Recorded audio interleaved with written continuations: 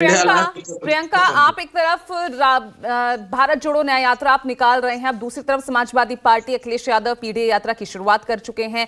ये यात्राएं साथ होनी ज्यादा जरूरी थी, क्योंकि अब तक तो सवाल उनके सामने खड़ा हो रहा था कि भाई आपके घटक दल आपकी इस यात्रा में शामिल होंगे या नहीं होंगे, या फिर आगे भी हम इसी तरह की तस्वीरें देखेंगे इंडिया गठबंधन में, सभी अपने अपने स्तर पर अपने आप को मजबूत करने की कोशिश में। पूजा जी, सबसे पहले तो मैं ये कहना चाहूंगी कि आपने ये मुद्दा उठाया, ये बहुत अच्छा मुद्दा है कि हम यात्रा निकाल रहे हैं और यात्रा का मकसद होता है कि जनता के बीच जाकर जनता से संवाद स्थापित करना। कांग्रेस पार्टी एक राष्ट्रीय पार्टी है और जो मुद्दे हैं और जो क्षेत्र है वो देखिए पूरी तरह से हमने पूरा एक कवर करने की कोशिश की है, जो मणिपुर से लेकर, जहां मणिपुर में आप देखिए जो हालात है पत्थर से पत्थर है। आप बताइए मणिपुर का नाम क्या प्रधानमंत्री जी लेते हैं? आज भी नहीं ले पाते। क्या वहां जा नहीं पाते? आज इतना 8 महीने के करीब होने को आ रहा है और मणिपुर में हिंसा अभी भी जारी है। तो मणिपुर से लेकर अगर महाराष्ट्र तक जो यात्रा की जा रही है उसका मकसद क्या है? उसका मकसद न्याय है। उसका मकसद ये है कि जो किसानों से वादे किए गए थे वो अभी तक नहीं पूरे हुए। रोजगार के लिए वो जो युवा है वो अभी भी अपने मुद्दों को लेकर सड़कों पर। मैं पूछना चाहती हूँ कि महिलाओं को न्याय मिल गया इस देश में?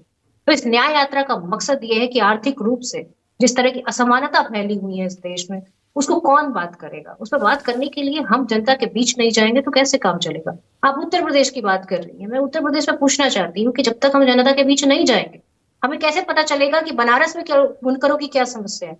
जो वादे भारतीय जनता पार्टी ने उनसे किए थे कि हम आपको बिजली में जो है राहत देंगे, क्या उन्होंने दिए? आज रेशम चाइना से मंगाया जाता है तो क्या उसका इम्पैक्ट हमारे लघु उद्योगों पर नहीं पड़ेगा? आज उत्तर प्रदेश सबसे फिसड्डी रह चुका है कि जो नए उद्योग बनते हैं, जो लघु उद्योग होते हैं, उसमें सबसे फिसड्डी। आप बताइए कि मैं उत्तर प्रदेश की अगर बात करने बैठ जाऊं तो कुपोषण के मामले सबसे अधिक है, एनीमिक महिलाएं सबसे ज्यादा है और किसान सबसे ज्यादा परेशान है। इनकी आय दुगनी करने की बात कही थी, आज वो ये स्ट्रगल कर रहे हैं कि वो कैसे अपनी अपनी फसलों को उगा। खाद का प्राइस अब देखिए लगातार बढ़ता चला जा रहा है, उसके उसके साइज कम होता चला जा रहा है। तो इन मुद्दों को कैसे उठाया जाएगा? अभी राहुल गांधी जी नागालैंड में थे, नागालैंड में सड़कों की समस्या थी, नागालैंड में बिजली की आपूर्ति की समस्या है। जो वादे प्रधानमंत्री जी ने 2017 में किए थे वो पूरे नहीं किए नागालैंड के लोगों के साथ।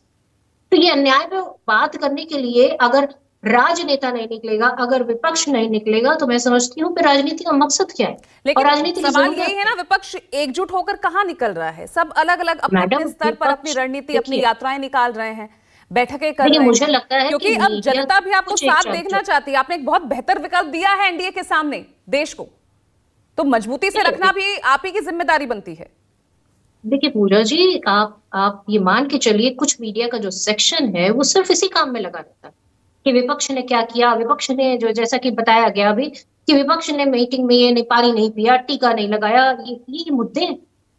Do you think this is the main the main reason to collect all everybody at the same place? हमारा रीजन क्या है? हमारा मकसद क्या है? हम क्यों जनता के बीच में है? जनता के मुद्दों के लिए है ना, पानी के लिए थोड़ी ना, टीका लगाने के लिए थोड़ी ना। तो हमारा जो मकसद है वो साफ है। और अगर यात्रा उत्तर प्रदेश में सपा भी निकालती है तो उसका भी स्वागत होना चाहिए, क्योंकि जनता के बीच जाना पड़ेगा, जनता के मुद्दे उठाने पड़ेंगे और गठबंधन के साथ ही है। तो गठबंधन में रहकर अगर हम गठबंधन की चीजों को अगर अगर हम क्षेत्र डिवाइड कर सकते हैं, हम एक दूसरे के साथ खड़े हो सकते हैं, जहां भी मौका मिलेगा हम एक दूसरे के साथ खड़े नजर आएंगे आपको। पर सवाल ये नहीं है, और सवाल ये है कि आज हम कितना ज्यादा जनता के बीच में है, कितना जनता के मुद्दों के साथ है और कितना हमारे मैनिफेस्टो में जनता की बात कही जाती है। तो इन सारी चीजों के लिए हमें एकजुट होना पड़ेगा, सेम प्लेटफॉर्म पे होना पड़ेगा, और सेम प्लेटफॉर्म पे अगर नहीं भी है तो भी हम जनता के बीच हैं। ये मेन मुद्दा है।